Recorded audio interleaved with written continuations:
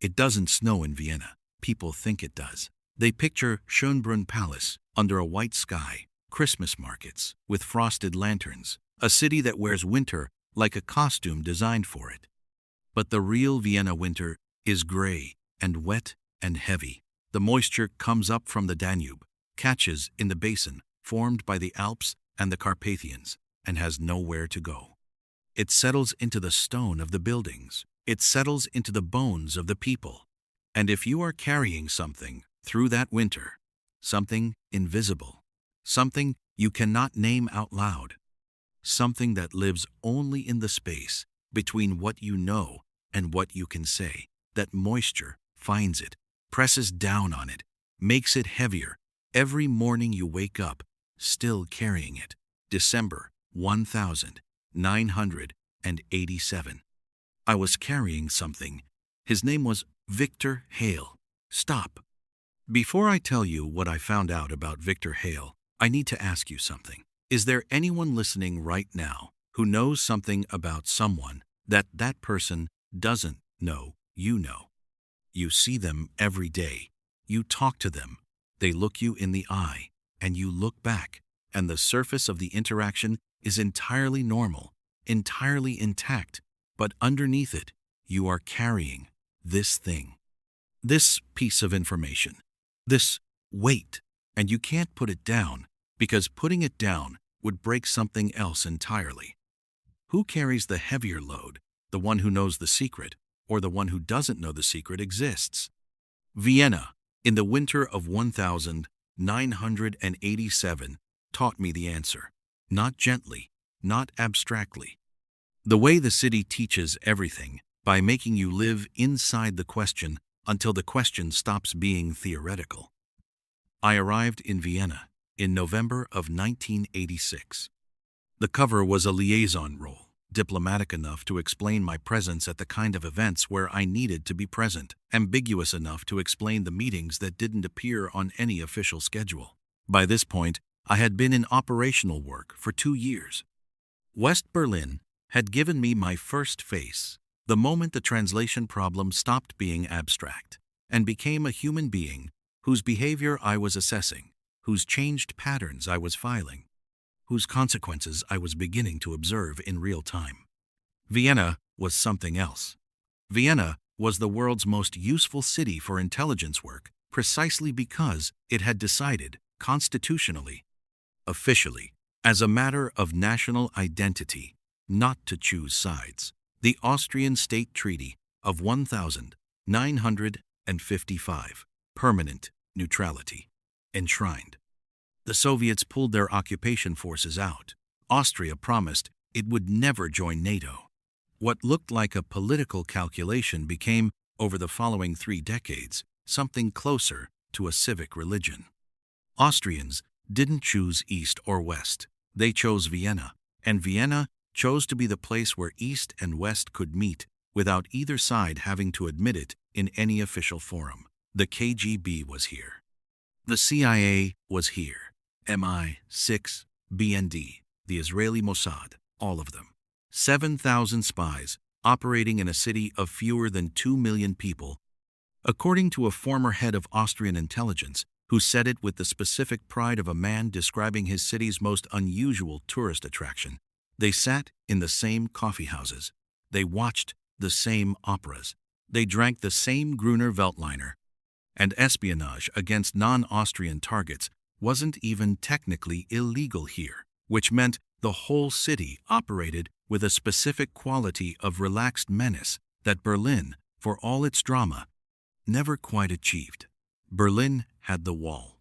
Berlin had the watchtowers and the Death Strip and the Glienicke Bridge with its cinematic grey-water exchanges. Berlin was espionage as theater. Vienna was espionage as daily life. The adjustment this required was different from anything the formation had previously demanded. Arizona had given me maximum resolution. The desert air stripped everything down to its essential features. No atmospheric interference between the observer and the observed. Berlin had given me the divided city's specific grammar, the wall, as the physical fact that organized everything else. Vienna gave me something harder, a city where every actor was playing at least two roles simultaneously, where the neutrality of the stage didn't simplify anything but complicated everything, where there were no permanent adversaries and no permanent allies, only the specific calculation of what each person's interests were in each specific moment. You couldn't read the room the way you could in Berlin. In Berlin, the room was already divided. In Vienna, the room contained everyone, and the challenge was figuring out which version of everyone you were actually looking at. 6 weeks into my first Vienna posting, the December Tuesday happened. And the 6 weeks suddenly felt like they hadn't been enough. Victor Hale and I had a standing arrangement, Tuesday afternoons.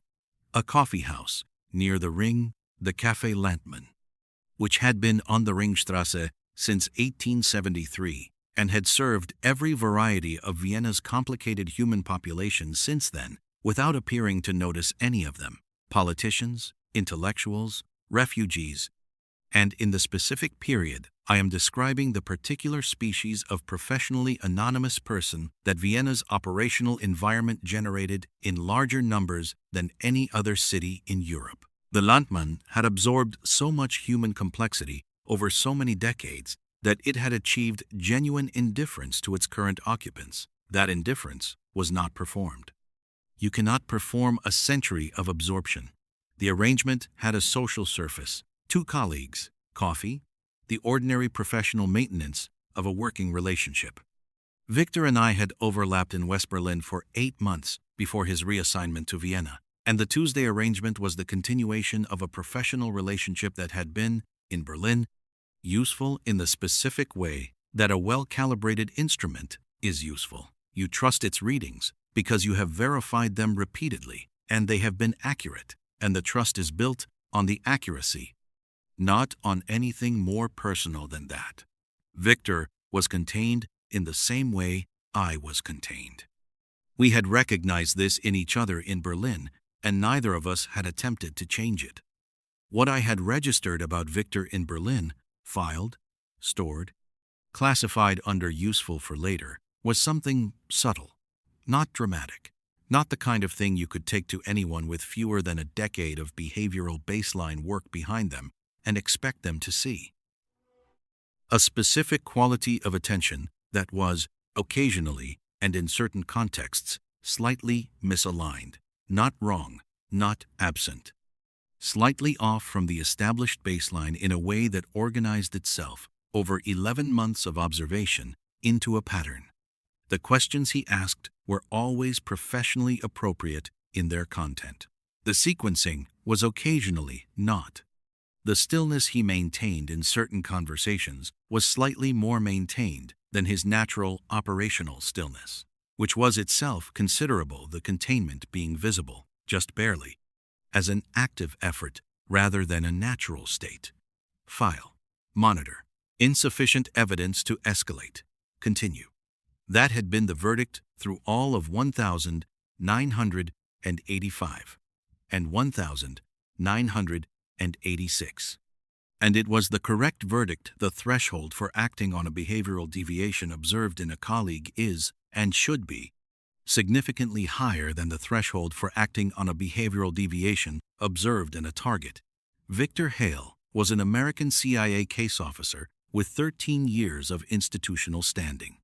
He had been recruited from Yale by a professor who knew the right people, had been embedded in the agency since the beginning of his professional life, had been shaped by it so thoroughly that the institution and the man were, by 1987, nearly indistinguishable from each other.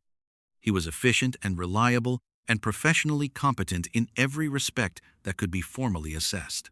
The informal assessment was the one I had been running since Berlin, and in December of 1987, it produced new data.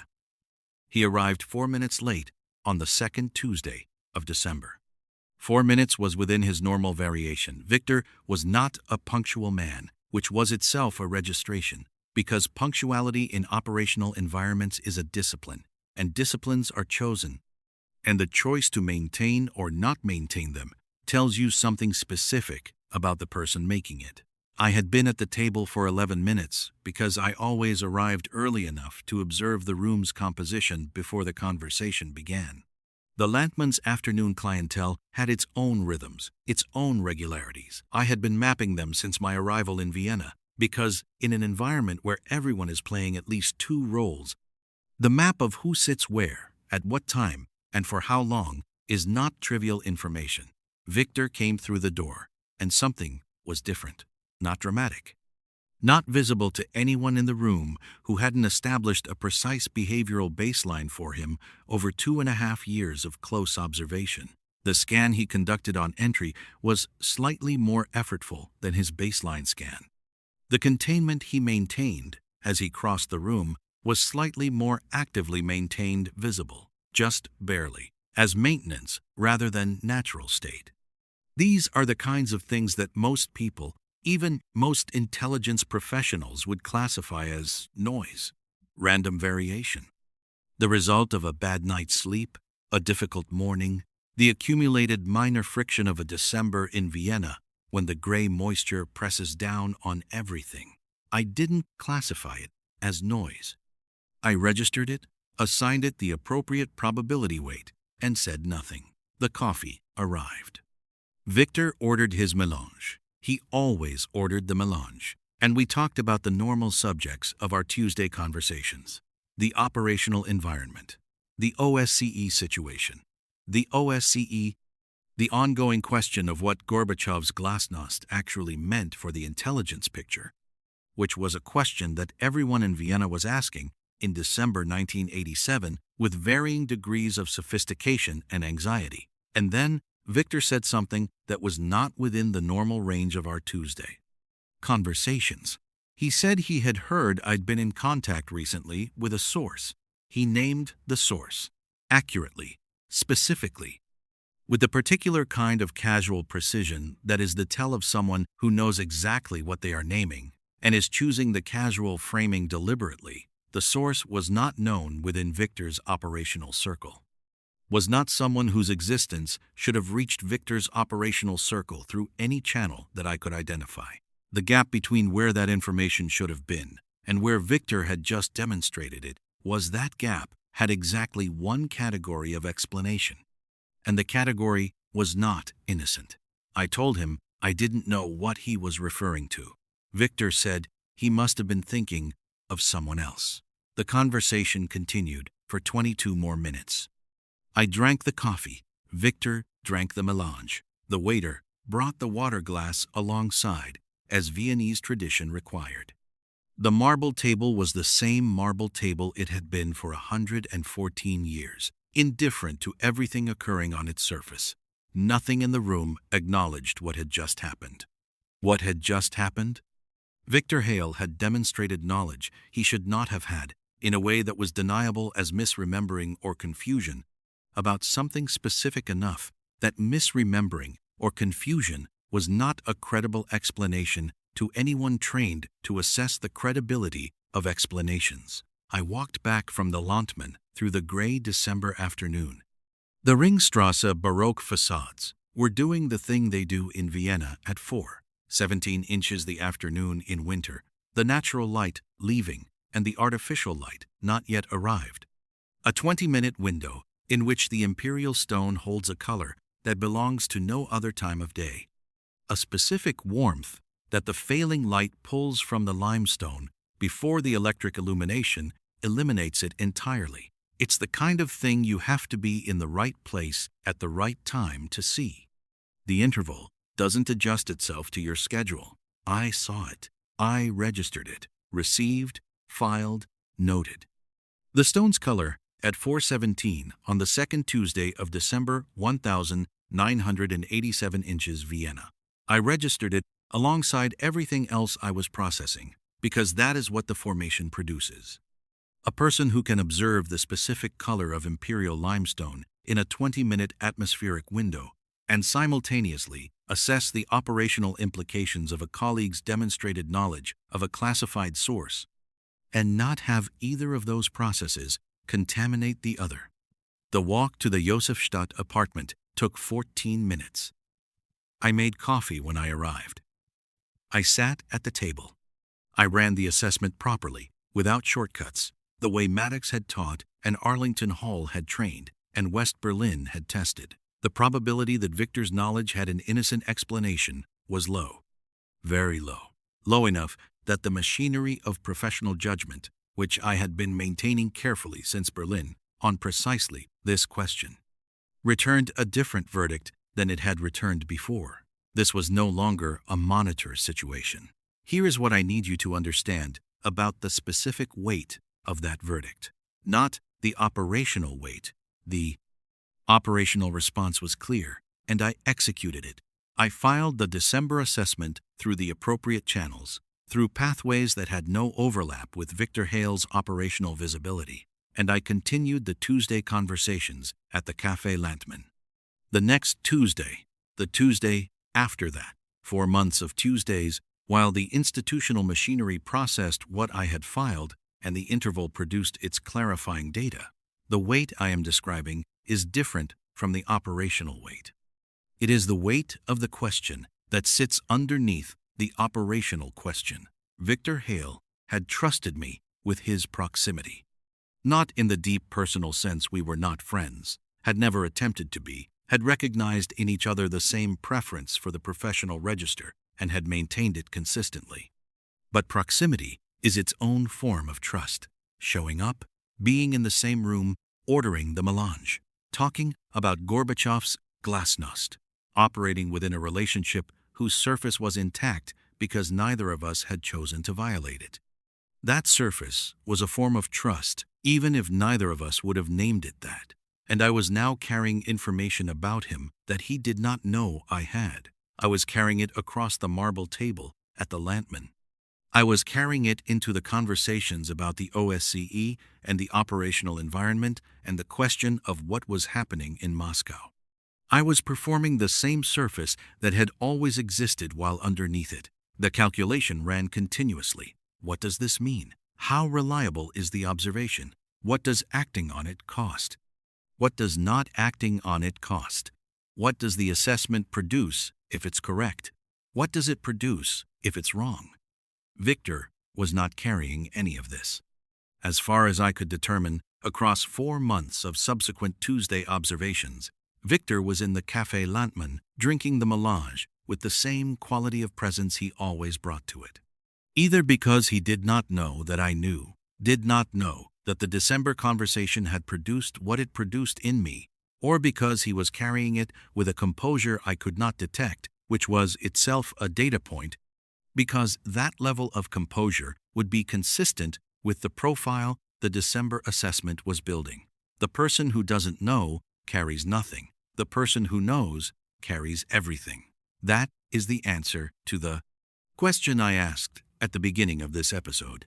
Not a philosophical answer, not a theoretical answer. The answer produced by 4 months of Tuesday afternoons in a Vienna coffee house in the winter and spring of 1987 and 1988, carrying something across a marble table that had held 114 years of human complexity without returning any of it to its current occupants.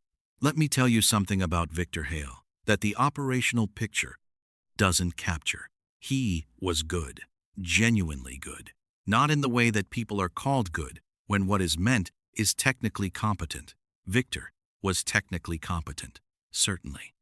13 years of operational work had ensured that but good, in the more specific sense of someone who had internalized the institution's values so thoroughly that they had stopped being values and become simply character.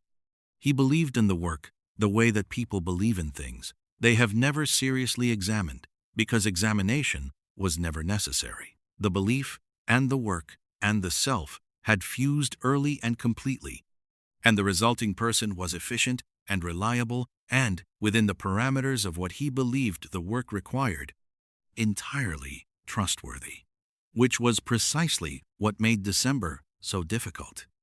If Victor Hale had been a bad officer, careless, venal, ideologically compromised in obvious ways, the assessment would have been straightforward from the beginning. The behavioral baseline deviations I had registered in Berlin would have organized themselves into a legible picture earlier. The threshold for escalation would have been lower. The December conversation would have confirmed what was already a high probability conclusion rather than shifting the verdict from monitor to act. But Victor was good. And good people, when they compromise, do it in ways that are harder to see precisely because the goodness is real. The loyalty to the institution is genuine. The professional competence is genuine.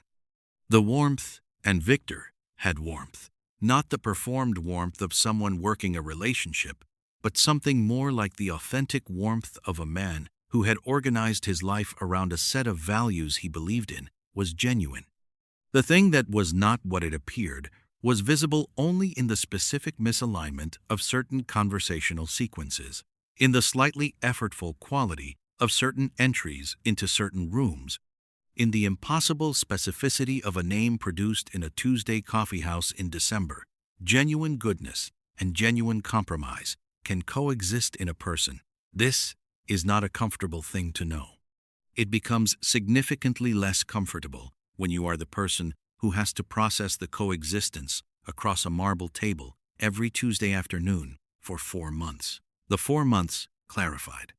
I will not describe here what they clarified, because the clarification belongs to the next period. The decision that came out of it is the first one in this account that I have not been able, in 31 years of subsequent review, to be certain was correct.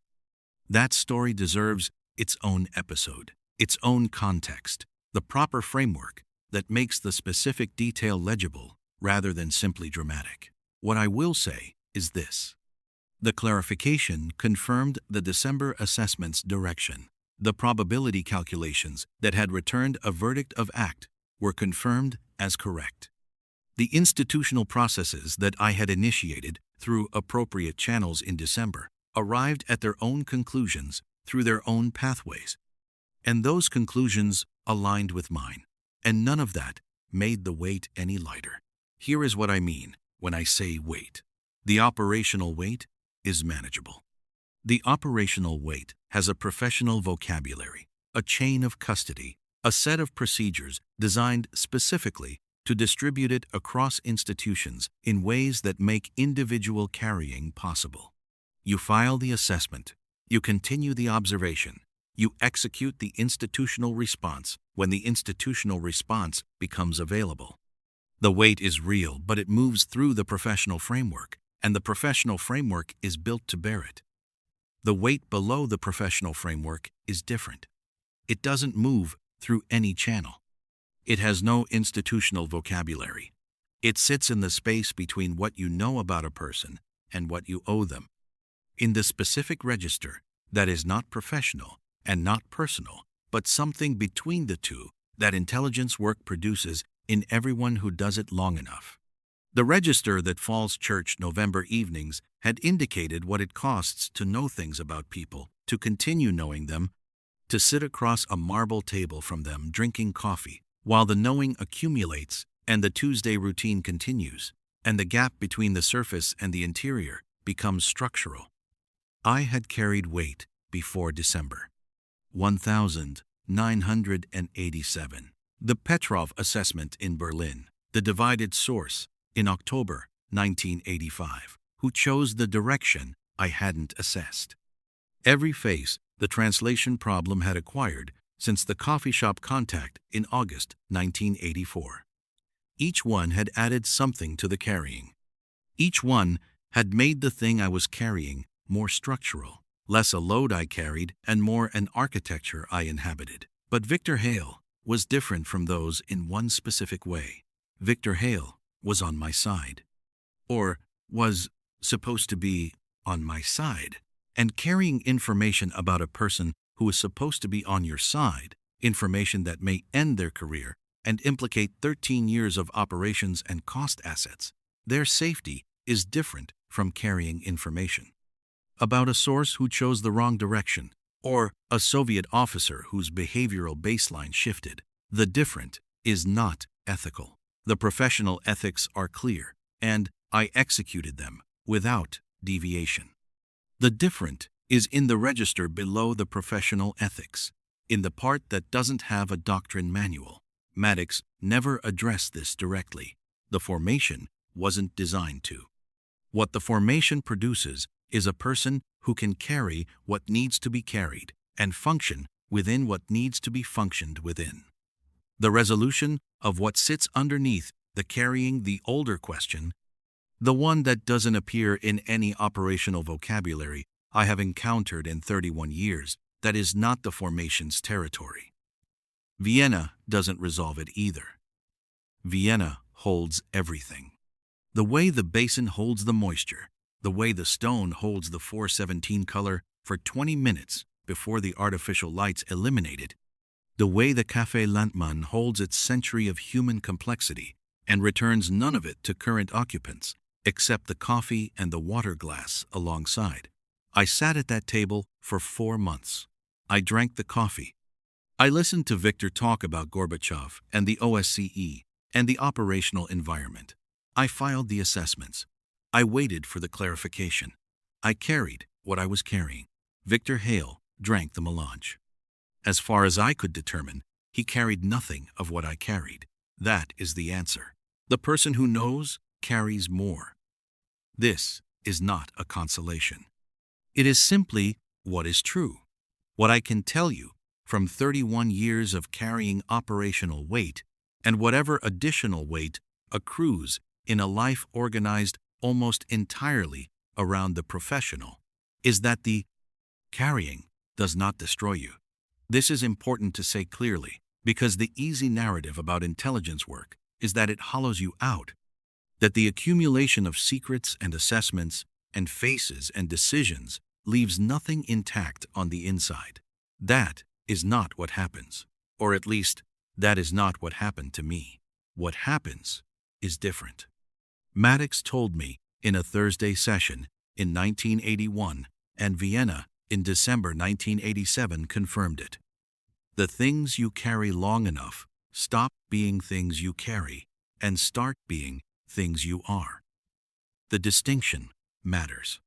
Being constituted by what you carry is not the same as being destroyed by it. The Constitution is not comfortable. It is not what most people would choose if they were offered a different option. But it produces coherence, and in the specific kind of life I have been describing, coherence is not nothing. Victor Hale taught me this in the winter of 1987, not through anything he did intentionally. Through the 4 months of Tuesday afternoons at the Landmann, and what they required of me, the sustained performance of a normal surface while carrying the weight of what I knew.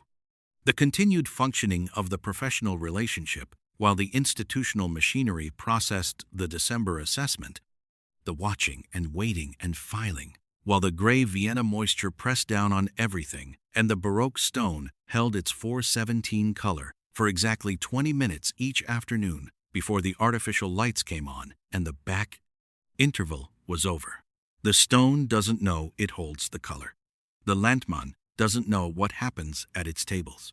Vienna doesn't resolve the question I asked at the beginning of this episode, but I know the answer. I learned it across a marble table from a man who was drinking a melange and carrying nothing. Next time, 1988. Vienna clarifies. The weight becomes a decision. And the decision is the first one in this account that I have been unable in 31 years of review to be certain was right. Not because I made the wrong call, because in the specific category of decision, this was the category where every available option produces damage, and the only remaining question is which damage is less irreversible. Certainty is not available. The best you can do is carry the result the way you carry everything else. The gray operative, every week, without exception. Start from episode 1. The order is not a suggestion. It never was. Character size. Character size. 25.649 character Hedefin Altinda. Devam ekliorum. Eine sestonu ve dynamismle. There is something I haven't told you yet about the Tuesday afternoons at the Café Landmann. Something that isn't in any assessment I filed, isn't in any of the formal record that this account is built around, isn't part of the operational picture in any way that would be recognized as relevant by anyone reading the file. Victor Hale was funny, not the performed funny of someone who has identified humor as a social tool and deploys it strategically. I had seen that, knew exactly what it looked like, could register it within the first 3 interactions with any new contact. Victor's humor was the real kind. The kind that comes from actually finding things absurd. He had a specific register for the absurdities of Vienna, the labyrinthine Austrian bureaucracy, the particular quality of Viennese passive aggression, which operated at frequencies so refined they had taken me weeks to detect, the operatic seriousness with which the city approached its own coffee service. He found all of it genuinely funny in a way that I recognized because I found it funny too, and we occasionally sat across that marble table and allowed ourselves to be actually amused by the same thing, which is not the same as the performed camaraderie of 2 professionals managing a working relationship, but is something more honest and, in the specific register I am describing, harder to carry. Because after December, every moment of genuine amusement carried the additional weight of the December assessment underneath it. This is what I mean when I say the person who knows carries everything. Not just the abstract assessment, not just the probability calculations and the institutional filing and the professional response, the entirety of the relationship re-weighted. The melange and the absurdity of Viennese passive aggression and the 4 minutes of lateness and the genuine warmth of a man who believed in what he was doing, all of it reprocessed through the lens of what I knew and he didn't know I knew. The carrying wasn't only of a classified piece of information. The carrying was of an entire person, newly heavy. Vienna in January is when the gray moisture makes its full commitment. December still has the pretense of the approaching Christmas markets, the specific civic performance of seasonal warmth that even the grayest city puts on in the final weeks of the year. By January, the performance is over. The moisture is what it is. The stone is what it is. The people walking the Ringstrasse are walking it with their heads down into the specific cold that rises off the Danube and finds every gap in every coat and every interval between thought and thought. I walked that Ringstrasse every Tuesday morning before the Landmann. Not for operational reasons. The morning walk served no specific intelligence function.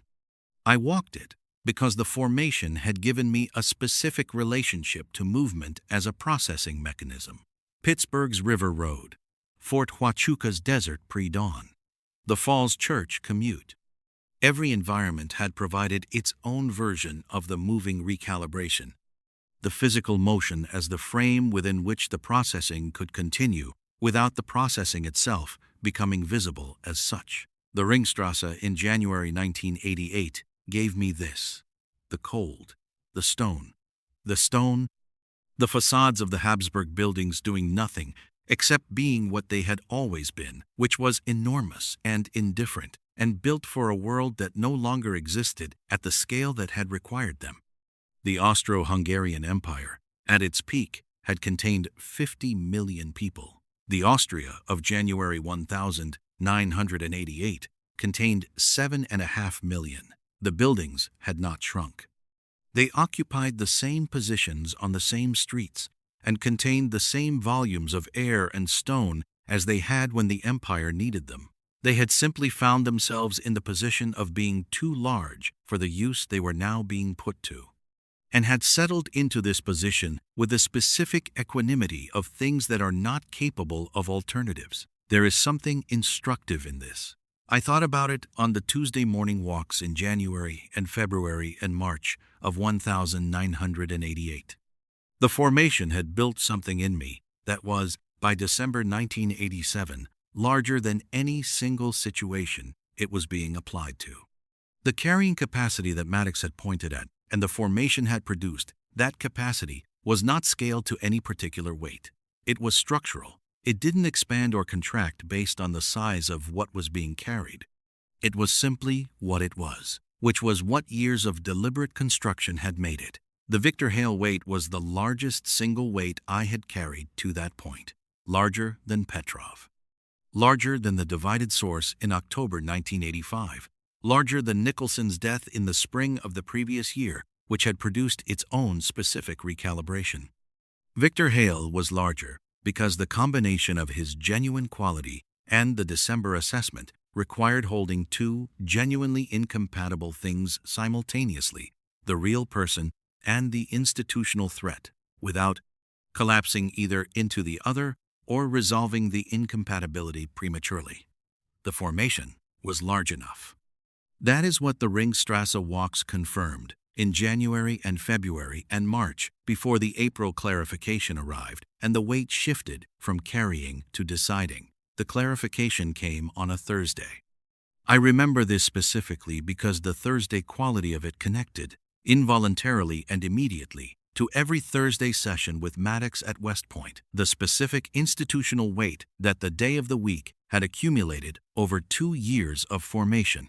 The sense that Thursdays were when the important things got named. This Thursday was in April of 1988.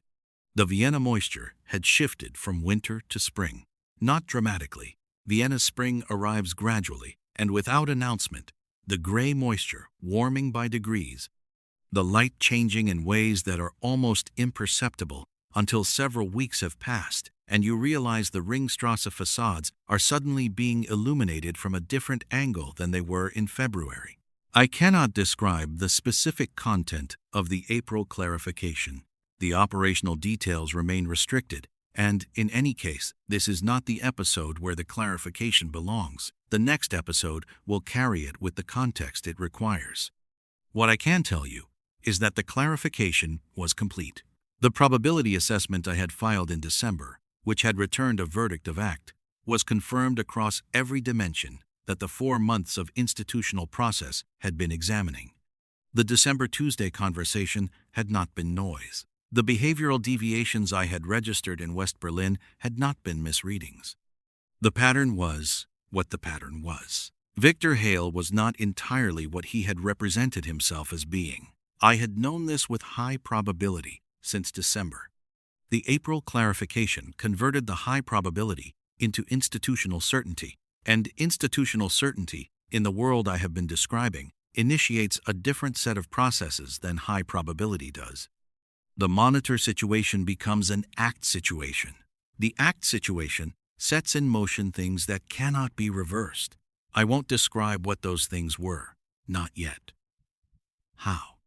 What I will say is that the weight I had been carrying since December changed its nature in April, in the way that certainty always changes the nature of what has been carried as probability.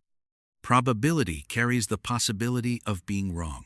Certainty does not. And the removal of the possibility of being wrong is not, despite what the logic of the situation might suggest, a relief. It is a different kind of weight, not heavier, different, more final. Victor Hale and I had one more Tuesday at the Café Lentman after the April clarification. I was not required to maintain the arrangement. The institutional process had moved beyond the point where my continued observation of the Tuesday meetings served a function that couldn't be served by other means. But I went, partly because not going would itself be a data point that might be noticed, partly because the formation had given me the specific discipline of completing things cleanly, of not leaving intervals unresolved when resolution was possible, partly because I wanted to see him one more time while the surface of the relationship was still intact. He was 4 minutes late, as he almost always was. He ordered the melange. He talked about the OSCE. He made a remark about Viennese passive aggression that was genuinely funny in the way he always managed to be genuinely funny. The marble table was what it had always been. The waiter brought the water glass alongside. I drank the coffee. I looked at Victor Hale across the table.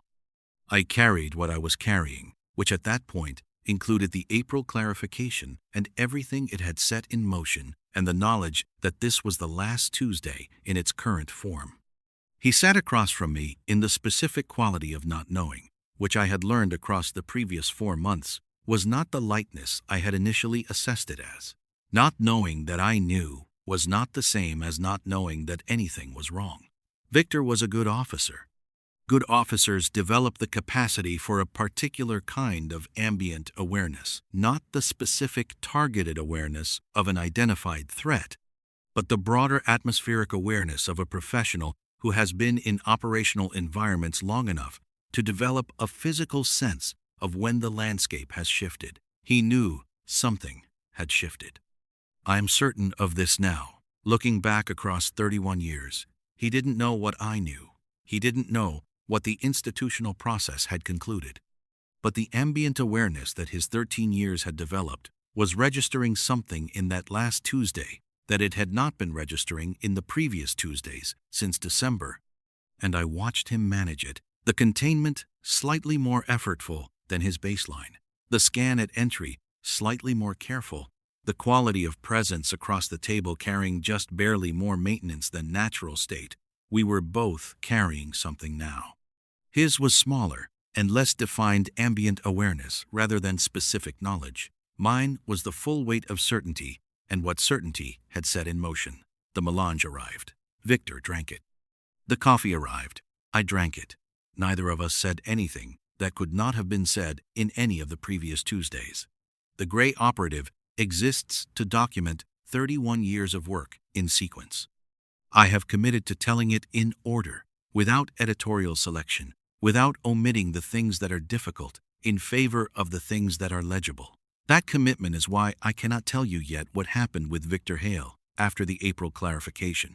The what happened belongs to the next chapter, which will carry the context that makes it legible. What I can tell you, and what this episode was built around, is the answer to the question, who carries the heavier weight, the one who knows the secret, or the one who doesn't know the secret exists?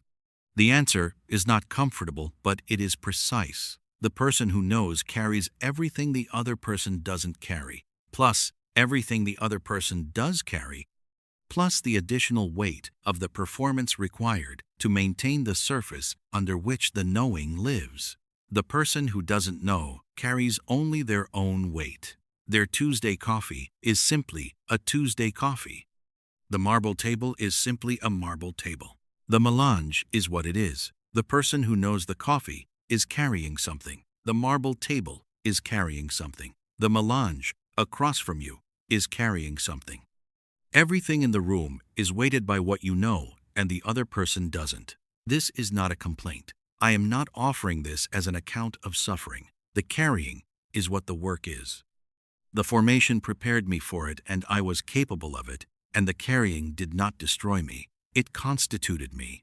It made me the specific kind of person I became, which was the kind of person who could sit across a marble table at the Café Landmann in Vienna in the winter and spring of 1987 and 1988, and drink the coffee and listen to Victor Hale talk about the OSCE and carry everything I was carrying without any of it becoming visible on the surface. But I want you to understand what carrying everything means. Not abstractly. Concretely. It means that the 20 minutes of the 417 color in the Ringstrasse stone in December is not just a beautiful atmospheric phenomenon to be registered and filed. It is beautiful, and it is something that Victor Hale has probably also noticed, walking the same Ringstrasse on the same December afternoons. And he has probably found it beautiful in the specific way that a man who grew up in Connecticut and spent 13 years in CIA stations across Europe develops an appreciation for European atmospheric beauty without that appreciation being strategic or performed just real, just human, just the accumulated aesthetic sensitivity of a life lived attentively. And the beauty of the stone at 417 is weighted by the December assessment and the April clarification, and everything set in motion by the institutional certainty. The beauty is not eliminated. It is simultaneous with everything else. That is what carrying everything means. One more thing before I close this episode. If you are somewhere right now carrying something about someone in the ordinary human sense, not the operational sense. I want you to hear something that the formation didn't prepare me for, and Vienna didn't resolve, but that 31 years of the kind of carrying I have been describing has produced as a conclusion.